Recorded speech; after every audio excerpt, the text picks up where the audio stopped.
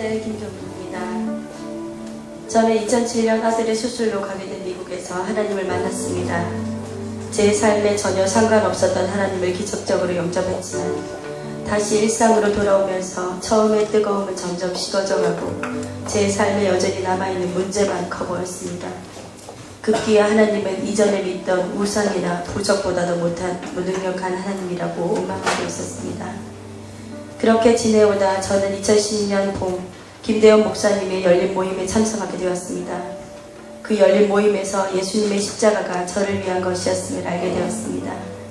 열린 모임의 감격은 매주 단단히 닫혀있던 저의 마음을 부수었고 녹였습니다. 그리고 구원의 감격과 함께 저는 목사님이 개척하시자 자연스레 교회를 옮기게 되었습니다. 예배도 너무 은혜가 되었고 말씀도 꿀같이 달아 예수를 믿고도 말씀 없이 허송세월을 보내 지난 날이 안타까울 정도였습니다. 그러나 양육반 일기 훈련이 시작되자 기다리고 사모하던 마음은 사라지고 내 눈앞에 있는 환경이 더 커 보이기 시작했습니다. 내가 없으면 혼자 아무것도 할 수 없는 장애를 가진 나의 아들, 조금만 컨디션이 떨어지면 죽음의 문턱까지 갈 정도로 발작을 하는 아들을 붙대면 다시 밀려오는 공포와 불안감으로 힘들었고 훈련의 자리를 지키는 것이 쉽지 않았습니다. 그렇게 턱걸이로 양육을 마친 저는 제자대학 1학기 훈련을 받게 되었습니다. 사모하던 양육반도 제 문제 때문에 의욕을 잃었는데 그저 떠밀리기로 시작한 제자반이 간절할 리 없었습니다. 내 아이, 내 남편, 내 가정, 모든 것이 내 중심이었습니다. 그렇게 엉겹결에 제자반 시리즈를 마치니 목사님은 양육반부터 훈련을 다시 시작하겠다고 하셨습니다. 저는 훈련이 부담스러워졌고 나는 절대로 손해보지 않겠다는 마음으로 양육반과 제자반에 앉아 있었습니다. 이런 마음가짐은 저에게 그 어떠한 변화도 주지 못했습니다. 함께 시작한 개척 멤버들은 훈련을 받으며 하나같이 변화되었지만 저는 그들과 같지 않았습니다. 변화하는 것이 내 인생을 더 꼬이게 한다는 저의 생각은 저를 후퇴하게 만들었습니다. 그러나 내가 후퇴하는 모습이 들키고 싶지 않았고 아무짝에도 쓸모없는 자존심으로 포장하기 바빴습니다. 그런 저에게 셀리더님은 날마다 예배와 훈련만큼은 지키라고 권면했습니다. 그러나 저는 그것이 지금 내 삶에 무슨 소용이 있는지 이해가 되지 않았습니다. 그러나 시간이 지날수록 한결같은 셀리더님의 권면으로 저의 생각은 조금씩 바뀌고 있었습니다. 수많은 사람이 변화됐다면 나도 변화될 수 있을까? 내 삶도 가능할까?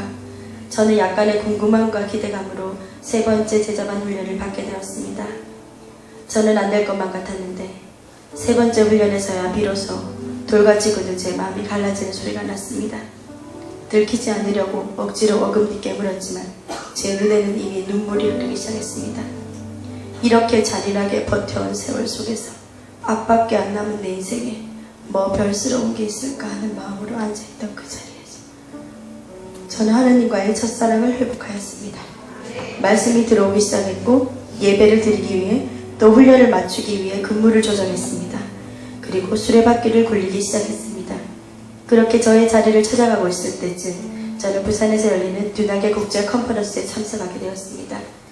2박 3일 동안 병원을 비운다는 것이 쉽지 않았지만 사직서를 쓸 각오로 휴가를 냈고 그렇게 참석한 컨퍼런스에서 저는 하나님의 비전과 사명을 들었습니다.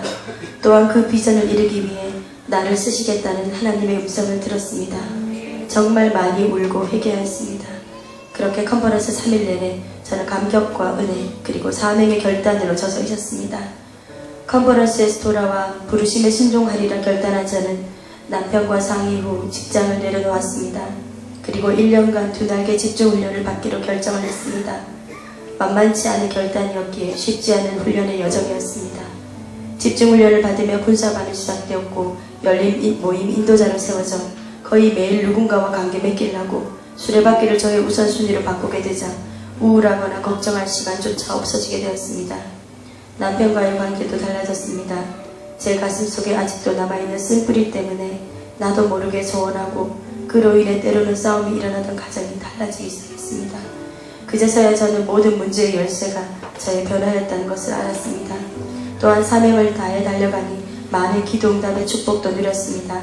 아이의 간질이 완치되었으며 무당 집안으로 유명했던 가문이 4대가 예수 믿는 가정이 되도록 축복하셨습니다. 또 하나님은 저의 쉬는 소리에도 귀를 기울이고 계셨습니다. 우리 식구에게 보금자리를 구해주셨고 가까운 거리에 아들이 다닐 학교도 새로 지어주셨습니다. 오래전에 집중훈련을 마치고 12월에 3학기 재생산반을 마치며 세계비전 제자대학을 졸업하게 되었습니다. 저는 이제 불순종의 2년 9개월의 시간을 돌아 순종함으로 재생산 사역인 셀리더의 첫 출발선상에 섰습니다.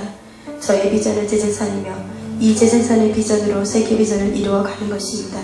저는 하나님이 내게 주신 비전과 사명에 감격하며 저의 몸된 교회와 목사님과 공동체를 더 사랑할 것입니다. 이 사명을 저의 몸된 교회와 같은 말, 같은 마음, 같은 뜻으로 같은 열매를 볼 때까지 달려갈 것입니다. 예수께서 나와 말씀하여 이르시되 하늘과 땅의 모든 권세를 내게 주셨으니 그러므로 너희는 가서 모든 민족을 제자로 삼아 아버지와 아들과 성령의 이름으로 세례를 베풀고 내가 너희에게 분부한 모든 것을 지키도록 가르치라. 볼지어다 내가 세상 끝날까지 너희와 항상 함께 있으리라 하시니라. 마태복음 28장 18절에서 28절 말씀. 아멘. 나의 나된 것은 하나님 은혜입니다.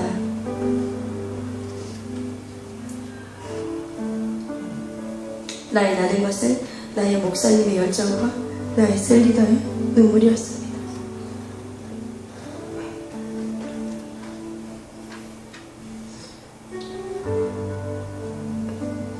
나 같은 자를 어깨에 세우기 위해